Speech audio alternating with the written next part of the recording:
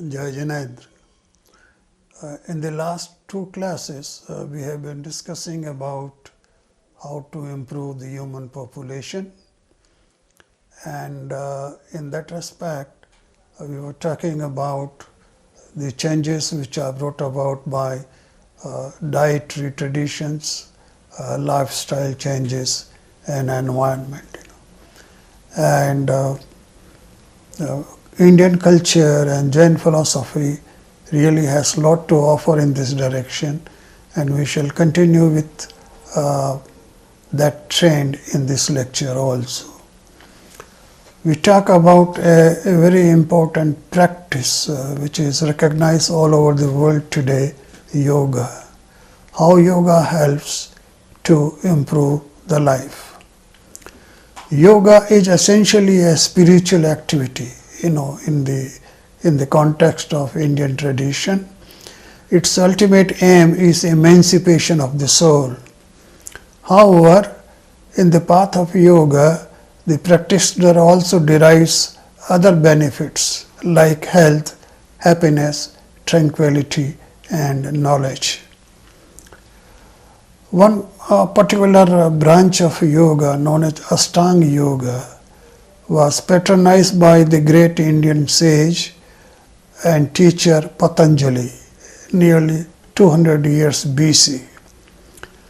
Patanjali's system of approach to meditation is so organized that it focuses first on the body, next on breath, then on senses, and finally on the mind, a journey from gross to subtle.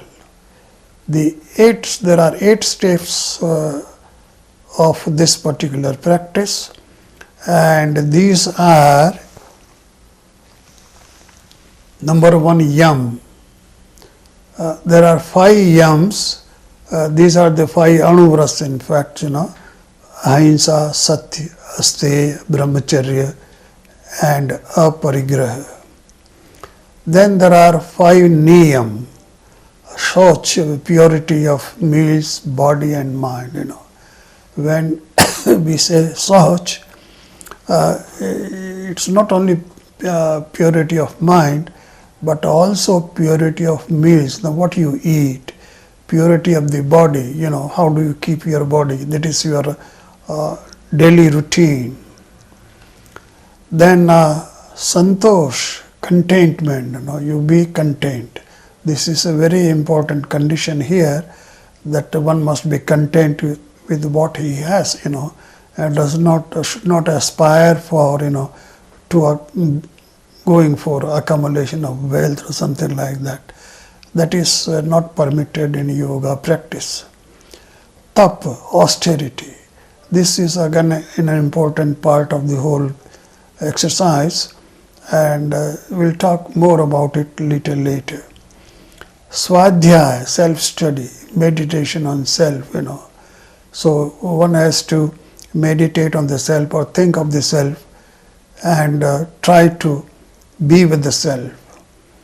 And Ishwar Pranidhan, worship of superior ruler or the God. Of course, the God is not recognized in Jain philosophy, but here this is there, worship of the God. Then number 3 is asana or asana, postures. There are bodily postures. I'm not going to go into details of these things. One has to learn from the yoga teacher. Pranayam is another breathing regulating exercise. Pratyahar, steadiness of mind, how to stealing of the mind. Dharana, objective meditation, you meditate on a certain object. Dhyan, meditation, again, is intensive or a deeper type of meditation, dhyan. And lastly, samadhi. This is the advanced stage of meditation in which the self is realized. You be with the self, your own self. This is samadhi. We'll discuss in little more detail the step pranayama. This is important from the health point of view also. Now this has quite a lot of health benefits. This branch of science of yoga, which describes as how to breathe, can be how the breath can be controlled and utilized to produce wonderful results, is called pranayama. So pranayama gives you a lot of benefits in terms of health. Pranayama is used in yoga as a separate practice to help clear and cleanse the body and mind. Mind, consisting of thoughts and emotions, is closely related to the breath. When the mind is calm and relaxed, breathing is smooth and slow. If you are stressed, breathing is fast and shallow, and mostly through chest. The normal breath rate is 15 to 18 breaths per minute, but in deep breathing, the rate is reduced to about 4 to 8 breaths per minute.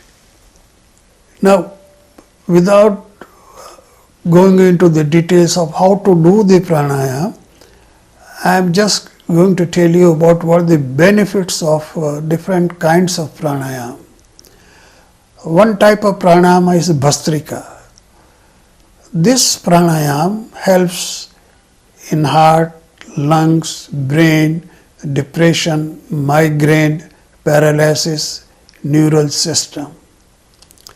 These are all documented records, the benefits of Bhastrika pranayama. They have been tried experimentally and found correct. The next one and important type of pranayama is Kapalbhati. This pranayama increases shine on your face, you have a glowing personality.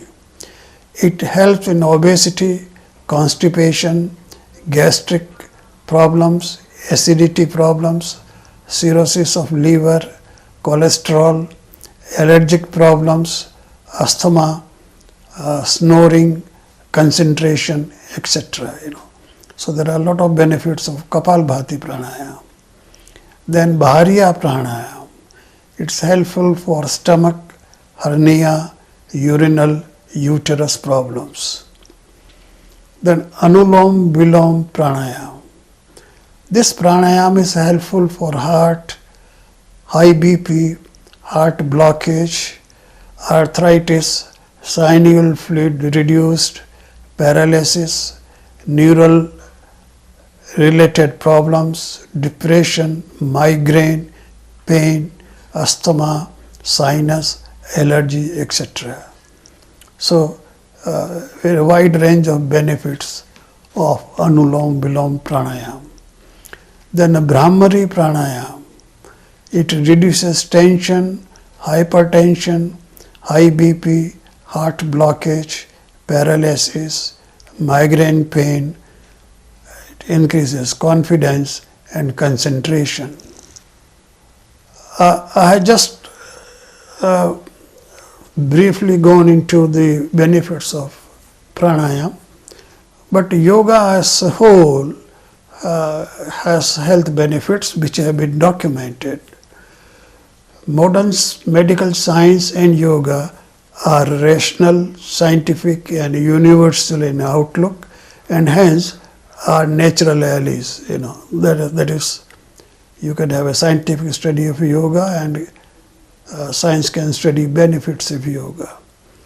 Yoga also helps in the attainment of mental and physical well-being, though the methodology differs. Yoga has a lot to offer in terms of preventive, promotive and rehabilitative methods, in addition to many management methods to tackle emerging challenges like obesity, diabetes, heart, joint and psychosomatic disorders in modern science. As per the concept of Maharshi Patanjali, yogic lifestyle that includes the yam and niyam can help prevent a great many of modern diseases like hepatitis B and AIDS, So even in the serious problems or serious ailments like hepatitis B and AIDS, yoga is very helpful, provided you also practice yam and niyam, that is a prerequisite to getting benefits of yoga. Cleanliness that is taught through Soch, as I told you, it's a cleanliness of mind, body and your meals, can help prevent and limit the spread of contagious and infectious diseases. Another great advantage. Mental peace and right approach to yoga, such as samatvam, equanimity of mind, and vairagya, dispassionate detachment, can help prevent many of the psychosomatic ailments running wild in the modern world. So a yoga practitioner will always remain healthy in most cases. In these yogic values, if these yogic values as well as practices such as asana, pranayam, kriyas and dhyan are inculcated in the modern human race, we can prevent virtually all diseases that abound today. So if you are a good practitioner and if you are practicing all the 8 steps of yoga, you are bound to remain disease free, throughout your life. What a great advantage. Yoga also teaches us about the approach to food, the types of food, as well as the importance of timings and moderation in diet. As I told you, Soch includes the diet. A combination of the modern aspects of diet with a dose of yogic thought can help us eat not only the right things but also in the right way and at the right time, and thus assuring good health and longevity. So, a person who practices yoga is likely to live long. That was about Ashtanga yoga, the Patanjali yoga tradition, which is very, very common nowadays and is being practiced all over the world. The 21st June is being celebrated as a yoga day. In Jainism, now we talk something about Jain yoga. Jain yoga, it has a similarity with the Patanjali yoga, but at the same time, it has some different concepts also. In Jainism, yoga has 2 connotations. One is a samadhi and the other samyoga. Samyoga is union, that is which connects or are means. So samadhi connects one with the self, and the samyoga is a means to achieve something different in terms of health, and happiness. In ancient Jain scriptures, the word yoga has been used generally for activities of mind, speech and body. And this we have been talking about, even at the time of when we studied doctrine of yoga, that yoga is a term which is used for activities of mind, speech and body, and disciplining and regulating them. So this is one use of the term. There is another use of the term. Umaswati a great scholar and teacher, he wrote the Tattvar Sutra, and in that book he says that the right belief, right knowledge and right conduct, what we call as a Samyak Darshan, Samyak Gyan and Samyak Charitra, the 3 combined and simultaneously imbibed and followed will put the aspirant on the right path, making his life journey happy and peaceful, harmonious, and eventually lead to salvation. So yoga has been, the term has been used in a specific sense in Jain tradition, The Samyak Darshan, Samyak Gyan and Samyak Charit together make up what is called as the yoga. This is a specific case of Jain philosophy, and the yoga, the term has been used in this sense. Otherwise, Jain acharyas and yoga scholars adapted more or less the 8 stages of Patanjali yoga system. So the Patanjali yoga system is in a slightly different manner, has been used in Jain tradition also. The nomenclatures are changed at some places, and at some places some modifications are made in those 8 steps so as to make it conforming to Jain tenets.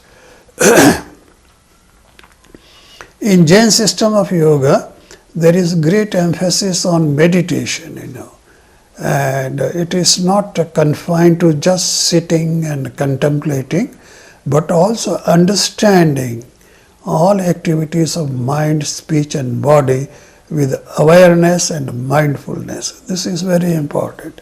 It's not only that you are engaged into these kinds of activities, but you are constantly aware of these activities when you are doing them, and you are mindfulness, and you are mindful of the activities which are being performed, So you are conscious of the activities and you are mindful of the activities. This is another addition, which is made in Jain tradition. In Jain tradition, meditation also denotes attentiveness. And there are 4 types of attentiveness: Artha Dhyan, Rudra Dhyan, Dharma Dhyan and Shukla Dhyan. These terms are used very often and you must understand them, what they mean. The first 2 are unwholesome, they are bad and do not constitute meditation or dhyan. And the last 2 are purposeful, can lead to liberation. So they are real meditation, that is Dharma Dhyan and Shukla Dhyan are real meditation. What is Artha Dhyan? Many people continuously worry about their painful and unhappy situations, when they have experienced sometime in the past painful and unhappy situations. So they are constantly worrying about such things, such situations. Such mental worrying is termed Artha Dhyan. So you are constantly thinking of what happened to you in the past in terms of some painful event or some unhappy event.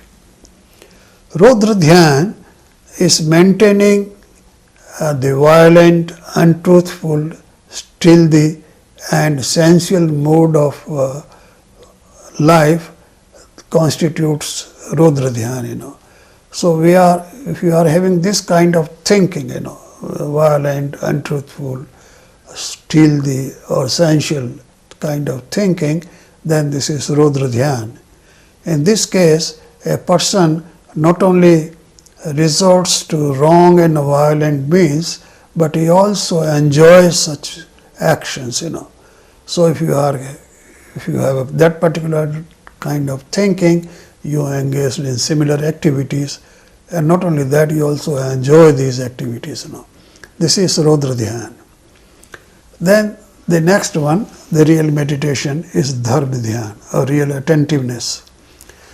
Dharma has several connotations. The term dharma has several connotations, like religion, duty, natural property, etc. So in many ways the term dharma is used, and therefore can be defined differently. One of the significant definition is that dharma means the natural property of the object. Say for example, In our case, the dharma means the property of the soul. This is dharma in the light of this definition. Dharma dhyan means contemplating about the nature of the soul. As I said that, dharma means the property of the soul. So dharma dhyan means contemplating about the nature of the soul. That is contemplation that leads to self-realization. So if you do that kind of dhyan or meditation, it can help you to go to the state of self-realization or omniscience or keval gyan. Dharma dhyan can be practiced in the following 4 ways. I am just describing these things briefly for your information. It can be practiced as agya vichaya.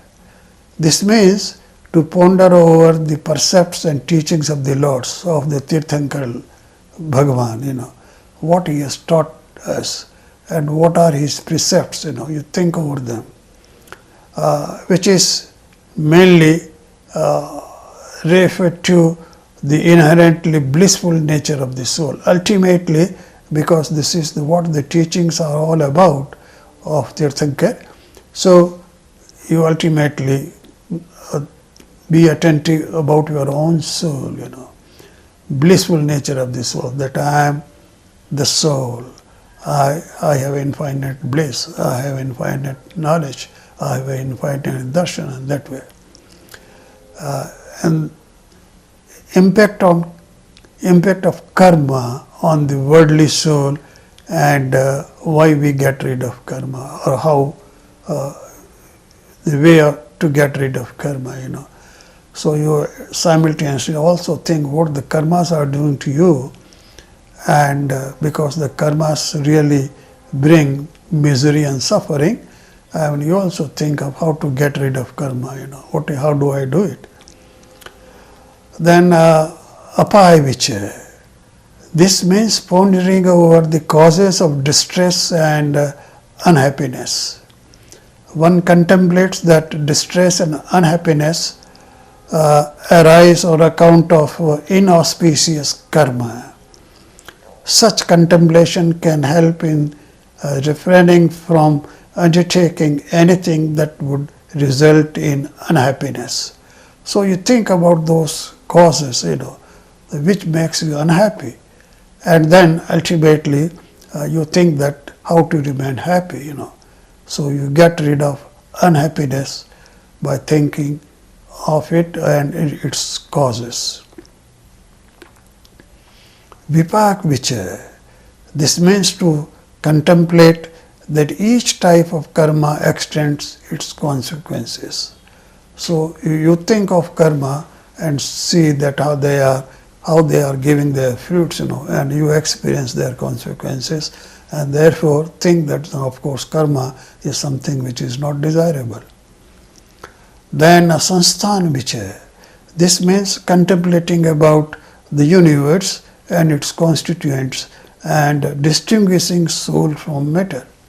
So ultimately, when you think of the whole universe and the contents of the universe, you see matter, and then think that this matter is different from the soul. I am not matter, I am soul, I am different from matter, That kind of thinking or attentiveness is sansthan vichaya. Then lastly, you have shukla dhyan. Shukla dhyan denotes perfect meditation. This is the perfect state of meditation. This type of meditation is possible only for spiritually advanced monks who have considerably reduced their patience and karmas. We, the normal people, are not able to go into this state of shukla dhyan. We are limited to dharma dhyan normally. Shukla dhyan is possible only for monks and advanced practitioners. In Jainism, there is mandatory emphasis on purity of mind, speech and body, of self, and also of ambient environment. So this is important. I also talked about it in the Patanjali system of yoga. Soch, the purity of mind, speech and body, of the self as well as ambient. You also think that the purity is there all around you. You think of purity, you are pure, and the things around you are also pure. You are sitting in a pure environment or pure atmosphere. So that kind of thinking helps you very much. Then there are austerities. Is a very important practice in Jainism. Tapas are practiced to cleanse the mind and body. Because you want to have a purity of mind, speech and body. So the austerities will help you to reach this stage. So we talk of austerities now. Austerities or tapas are of two kinds. One is external austerities and another one is internal austerities. And both of them are important. I'll briefly mention about these austerities rather than going into the details, and you have to refer to some text or to know the details.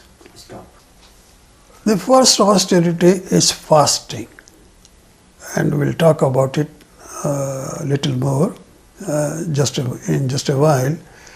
Then eating less than required. This is also a tap or austerity.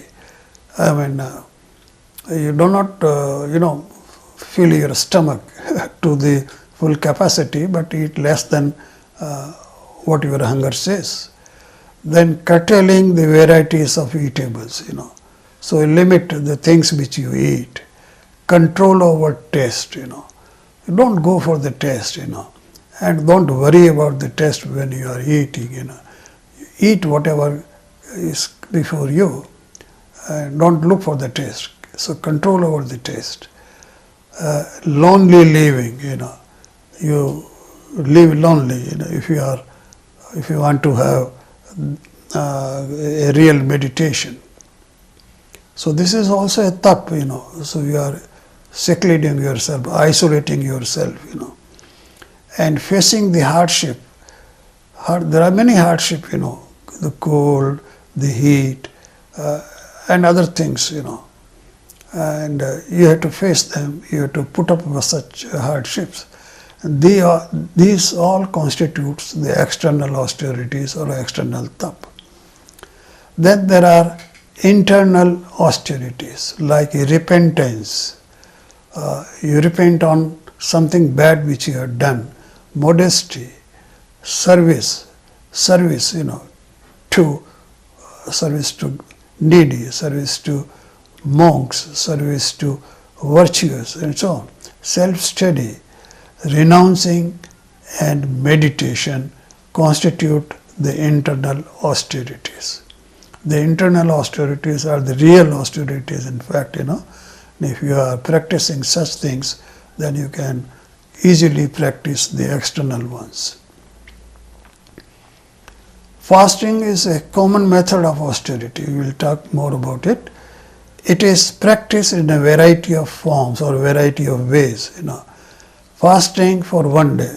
You can fast for 1 day or 2 days or 3 days or 5 days or 8 days, 15 days, 1 month and even more. So there are people who fast for more than a month, even up to 3 months and 6 months. Fasting is of two types, in which practitioner can drink water or remain without water. So both systems are there, and you have a fast with water or without water. Many people observe fast every week as a rule on 8th and 14th day of a lunar month. As a rule, they fast twice in a fortnight. That means, one fast every week. Now, 1 day fast can be of 36 hours or 48 hours. Both practices are there. 36 hours would mean, that 24 hours, of course, you have. Then another 12 hours, adjoin, on both sides of the 24 hours. So that way 36 hours. Or one day, full 24 hours, then plus one night, makes you 36 hours. And 48 hours, will include the previous day also, in your fast day. In another type of austerity known as Varsitap, the practitioner observes fast on every alternate day for a period of 1 year, This is Varsitap. So for a year round, the person is observing fast on every alternate day. This is also very common among Jains. Now, I will now talk about a very common practice among Jains, and that is absenting from night eating. Many Jains, don't eat at night. So they will take their dinner before sunset and will take their breakfast only after sunrise, So they eat only in day and nothing is taken in night, So Jains recommend absenting from night eating. They advise to take dinner before sunset and breakfast after sunrise. This is a common practice among many Jains. And this is very helpful even in terms of health, which has been proved scientifically. I'll tell you just now. The argument behind this practice is that bacteria and other forms of fine microorganisms develop in food in the absence of sunlight. So don't eat at night. Eat only when there is sunlight. For the same reason, boiled water or water treated with cow dung ash is recommended. So on the day of fast, the person will take either boiled water or water treated with cow dung ash. This water is also very advantageous from the health point of view. Scientific evidence of effectiveness of Jain practices.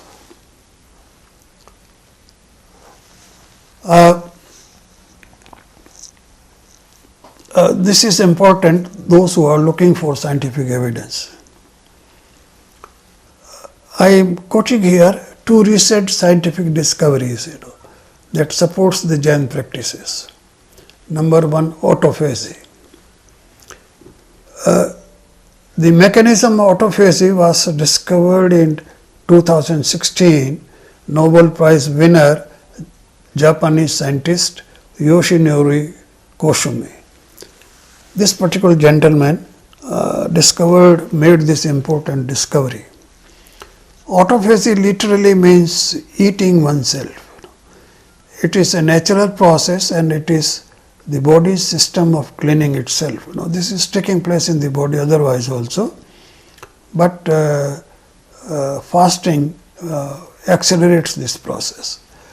The cells in the physical body die and replaced by new ones every moment. And this is a regular process in the body which is going on. The cleaning process of eating away the dead cells becomes more efficient with longer duration of fasting. So if a person is having fast for more than 1, 2 or 3 days, then this process of eating away of the dead cells becomes fast. So fasting should therefore be frequently undertaken to cleanse the body. So this is the reason that why the fasting helps, that during fasting the dead cells are being eaten away. Other physiological effects of fasting on body parameters like blood pressure, diabetes are well documented. That the fasting helps in blood pressure and diabetes. Recent work indicates that many diseases like growth of tumors and cancer can also be controlled. So if you are taking long duration fasting, you are naturally preventing such diseases, and you are building up your own immunity, towards many of the dangerous diseases, So there are many benefits of fasting, and the one which was discovered by Japanese scientists is really gives a great support to the practice of fasting, which is prevalent among Jains since ancient times. The other discovery which I am going to talk about is solar control of body metabolism. And this process was discovered by 2017 Nobel Prize winners Jeffrey Hall, Michael Robas, and Michael Young. These three scientists discovered a very important phenomena, that how solar control of body metabolism takes place. The discovery explains how plants, animals, and humans adapt their biological rhythm so that it is synchronized with Earth's revolutions, that is, day and night phenomena. They discovered molecular mechanisms controlling the daily circadian rhythm in body.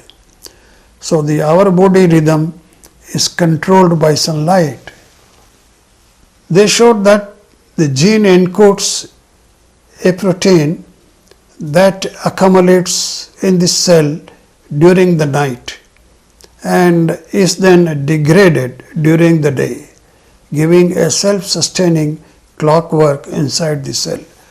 So there is a clockwork inside the cell which is going on, by the day and night cycle, So the metabolism is faster in the day and is slow in the night.